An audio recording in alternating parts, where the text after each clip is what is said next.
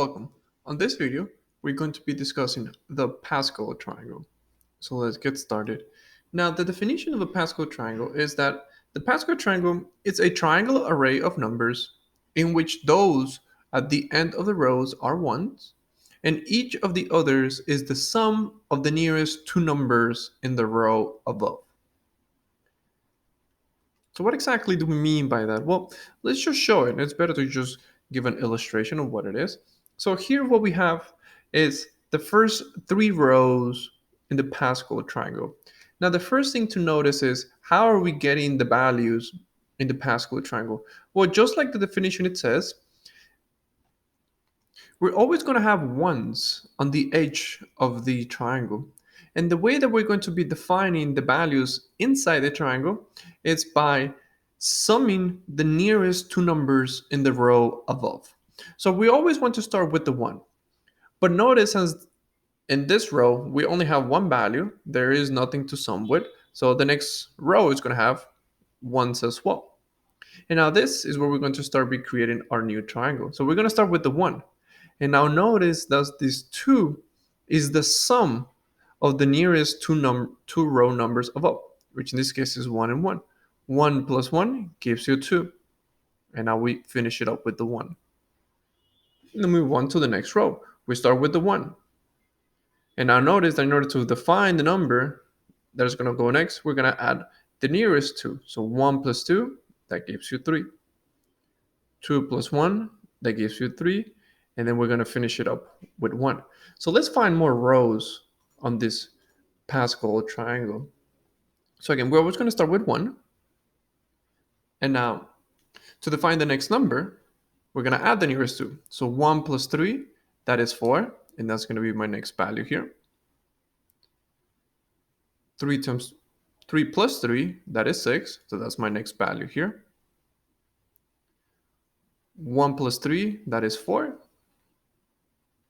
There's nothing else to add with, so we're going to finish it with the 1. Let's compute another row. So we're always going to start with the 1. And if we add the nearest 2, so 1 plus 4, that is 5. So that's the next value here. 4 plus 6, that is 10. So we're going to place it. 6 plus 4, that is 10 as well. So we're going to place it here. 4 and 5, that is 5. And we're going to finish it up with a 1. So the statement is that we want to compute the Pascal triangle up to the 6th row. So we have 1, 2, 3, 4, 5, 6 rows. But that's actually something that it needs to be addressed. The first row in the Pascal triangle is not actually the first row, but this is the 0 row. Now, the second row, it is what we refer to as the first row. This is the second row. This is the third row. This is the fourth row. This is the fifth row. So if we want to compute the 6th row, we got to do it one more time. So we're going to start with the 1. So the next value is the addition of the 2. So 1 and 5, that will be the next value, which is 6. Get the next value, 5 and 10, that's 15. And you can start seeing how we're getting those values. So 10 and 10, that's 20. 10 and 5, that's 15.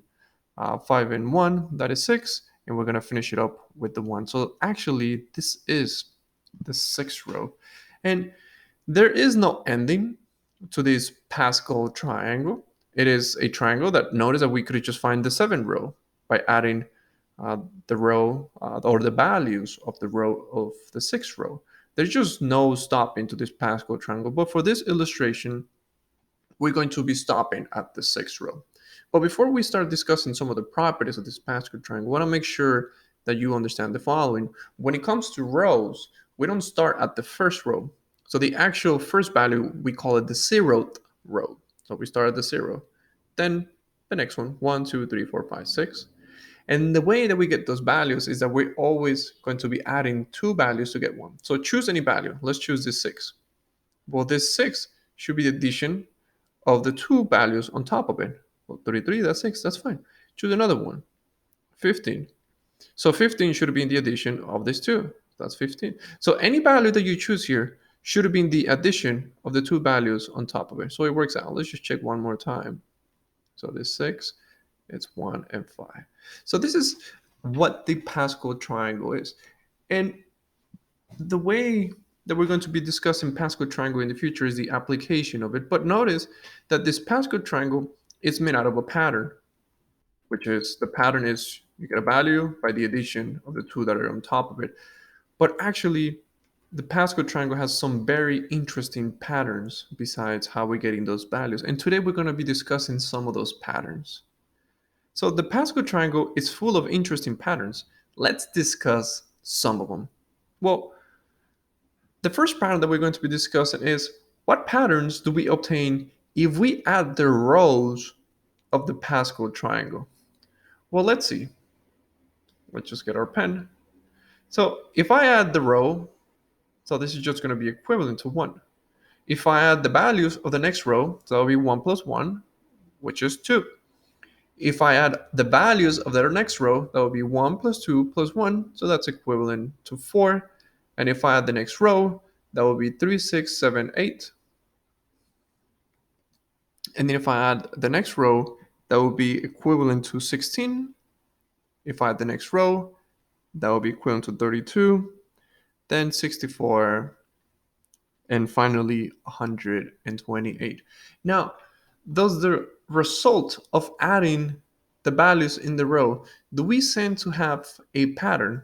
Is there any pattern that you might recognize? Well, it might not be that clear by the way that the values are written down, but notice that the value of 1, this is equivalent to 2 to the 0 exponent.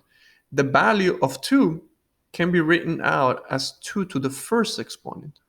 The value of 4 can be written out as 2 to the second exponent. The value of 8 can be written out as 2 to the third. 16, 2 to the fourth. 32, 2 to the fifth. 64, 2 to the sixth. 128, 2 to the seventh. So notice that by adding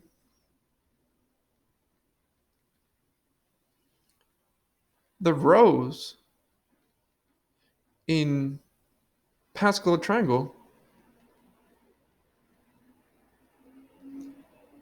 we always obtain multiples. Well, I shouldn't call them multiples, but we have expressions of exponents of 2. So notice that the first row is 2 to the 0. So notice that every single value can be written out as an exponent where the base is 2. That's just one of the patterns that we can obtain when we analyze the Pascal triangle. Every time that you add the rows, it's always going to be 2 to the row number. What's another pattern that we can also encounter when it comes to Pascal triangle? Well, what patterns do we obtain if we place the value of the integers in a row of the Pascal triangle in their corresponding 100, 10, and 1000 integer place? So what do we mean by this? Well, if we take a look at the first row, it's just one single value. So we're just going to say that that's just a value. So we just write it out as a 1. Now notice that on the next row, we have two values. So I'm going to place this on the 10th place, and I'm going to place this on the single place. One way that we could write this down is I'm going to get 1 to the 10 to the first plus 1 to 10 to the second. Well, that's equivalent to 11. Let me get the next one. Well, notice that the next one, I have 1, 2, and 1. So I'm going to place this as a single place. I'm going to place this value on the 10th place, and I'm going to place this value on the 100th place. So I can write this down as 1 to 10 to the second plus 2 10 to the first plus 1 10 to the 0, which is going to give me 121. Let's take a look at the next row. I'm going to place this value on the single. I'm going to place this value on the 10th place, on the 100th place, on the 1000th place.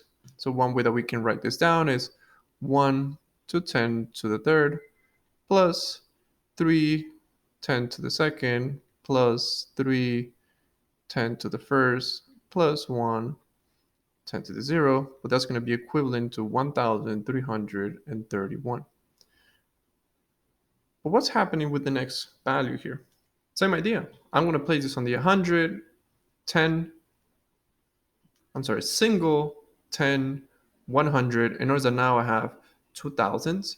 So let's just write that out. So 1, I want to place it at 10 to the 4th, plus 4, 10 to the 3rd, plus 6, 10 to the 2nd, plus 4, 10 to the 1st, plus 1, 10 to the 100, and that's equivalent to just 14,641. Now let's do the same for the next one, and you're going to see. Now, before we do the next one, this is what we want to concentrate on. Let's take a look at the results that we're getting here. Do you see a pattern between the results that we're getting here? Well, the pattern is not that clear, but let's find out the next one. Let's find out the next one. The same idea. I'm going to play this as a single, 10, 100, and then thousands place. So to do that, I'm going to do 1 to 10 to the 5th, plus 5, 10 to the 4th, plus 10, 10 to the 3rd, plus 10, 10 to the 2nd, plus 5, 10 to the 1st, plus 1, 10 to the 0. And if we would have added all those values, we would have got a result of 161,051. Now let's stop right here. Because I think with these values, we're going to be able to find out what the pattern is. Well, if we just take a look at the values themselves, there doesn't really seem to be a pattern. So from 1, and then I go to 100, then 121, then 1331, then 1441, and 161,051.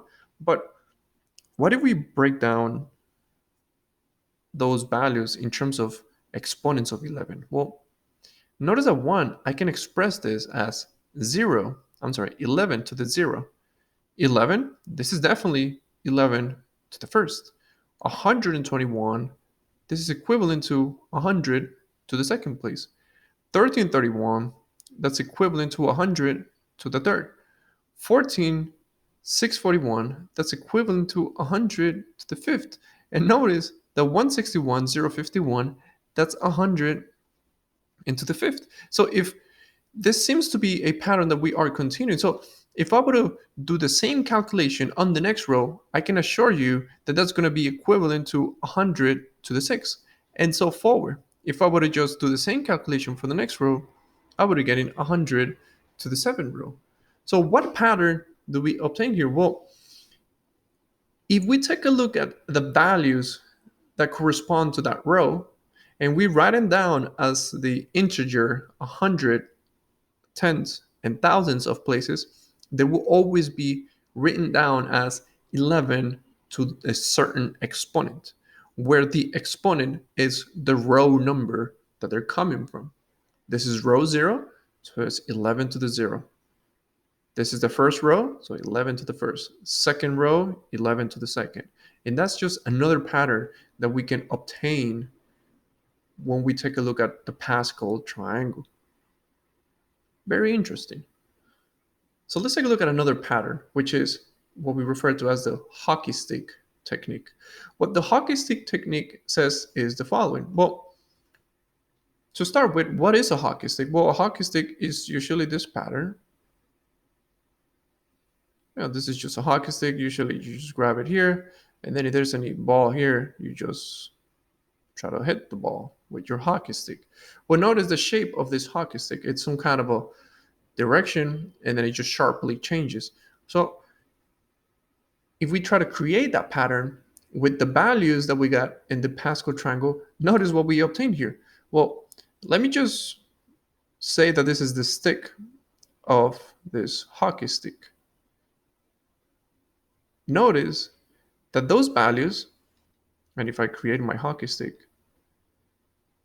if I add the values in there, 1 plus 2 plus 3, that's equivalent to 6. So if we create that hockey stick figure, if we were to add the values in one direction, that's always going to be equivalent to the value on the direction that we need to go in order to create this hockey stick is not just that single value, but let's just try another one.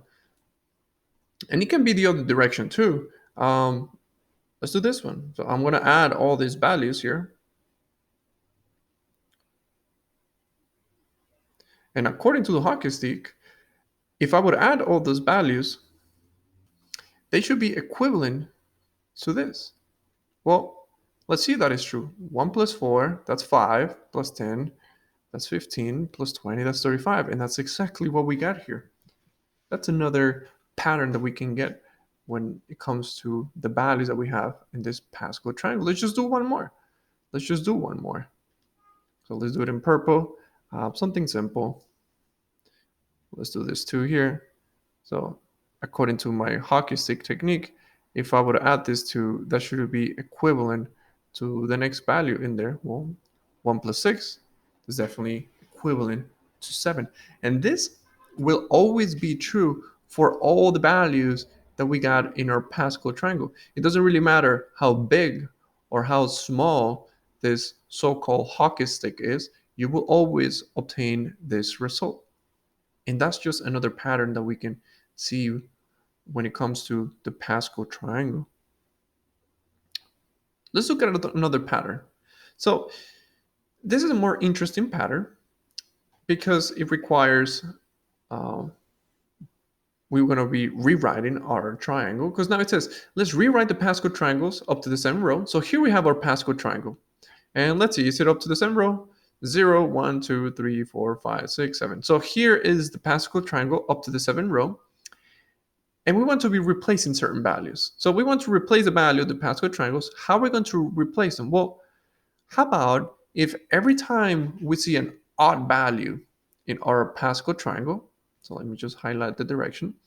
Every time that we see an odd value in our Pascal triangle, we're just going to be replacing it with the value of 1.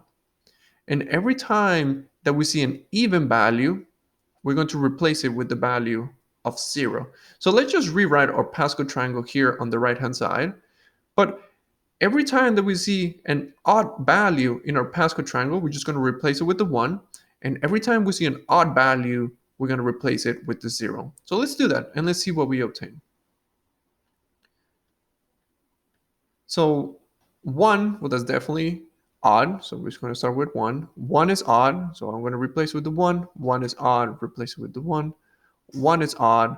But now notice that 2 is even. So therefore, in my new Pascal triangle, I'm just going to rewrite it as a 0, because that's the direction that we're doing. Then the next one is a 1. Then let's look at the next row. 1 odd, 3 odd, 3 odd, 1 odd. Let's look at the next one. 1 odd, 4 even, 6 even, 4 even, 1 odd, 1 odd, 5 odd, 10 even, 10 even, 5 odd, 1 odd. Now let's just finish this up. So we're going to get 1, 0, 1, 0, 1, 0, 1. And lastly, we're going to get 1, 1, 1, 1, 1, 1, 1, 1. All right, good. So if we do this, do you see a pattern? Well, the pattern might not be that clear, but what if we just highlight all those values that have a 1 on it? So notice that the exteriors is still a triangle. Like we can still create a triangle if we just highlight all those ones. But if we do this with the other ones, notice that we would be connecting these 4 values. We would be connecting these 4 values as well. And we would be collecting these 4 values as well. And what pattern do we see here? Well, there are 2 ways to represent this pattern. At least in mathematics, this is an example of what we call the Sierpinski triangle. But if you're into video games, you might recognize this as the Triforce in the Legend of Zelda.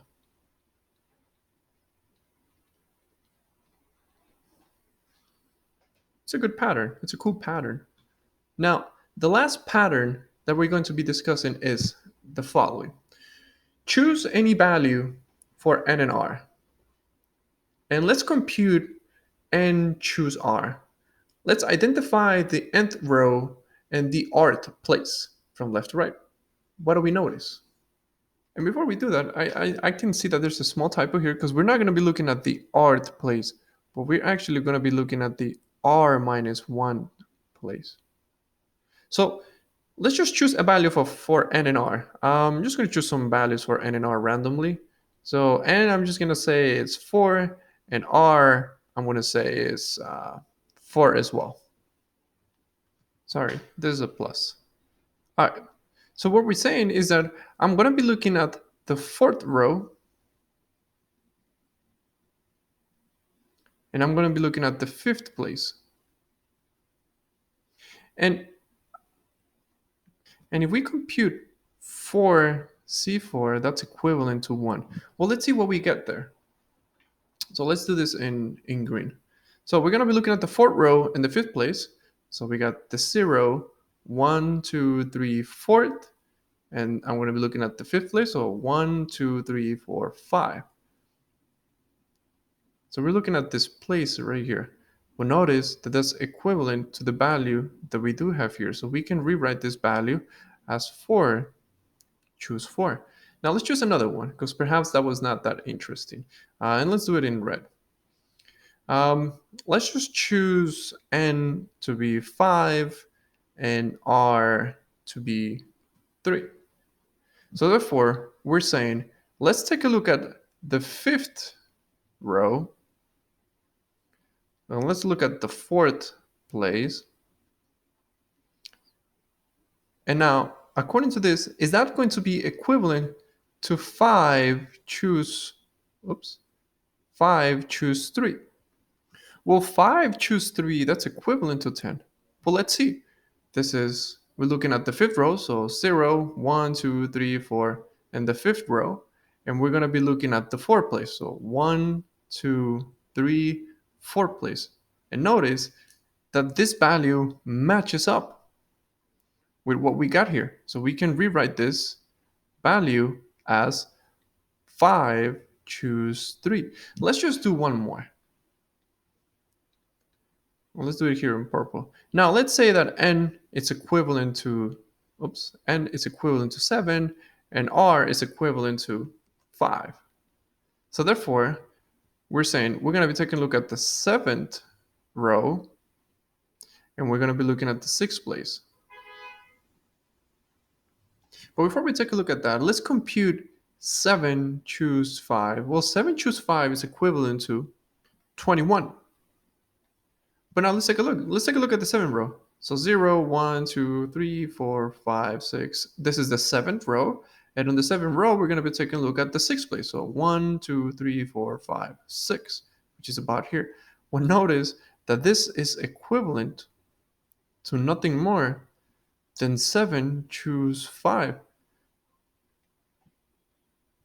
So what we're trying to say here is that every single value that we do have here in the Pascal triangle can be written out as a combination. Let's choose a value. Let's choose the value of 3. Well, 3, this can be written out as 3 choose 1.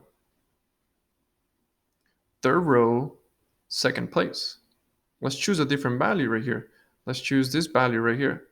Well, this value, let's take a look at what row is it on. 0, 1, 2, 3, 4, 5, 6. So we're going to look at the sixth row and the third place. So this value can be written out as 6 choose 2. Every single value in the Pascal triangle, it is a result of a computation of a combination. And it's going to be the combination of the row and the place that it's on. And that's a very interesting pattern. And we're actually going to be looking at that pattern more into detail on our next lesson. Well, the objective of this lesson was to introduce you to the Pascal triangle. How do we properly compute the Pascal triangle? And We just show some of the patterns that we can encounter whenever we're discussing the Pascal triangle. These are the different patterns that we discuss for today. And hopefully, with this, you have a better understanding about the Pascal triangle. And with this, it concludes our lesson for the Pascal triangle.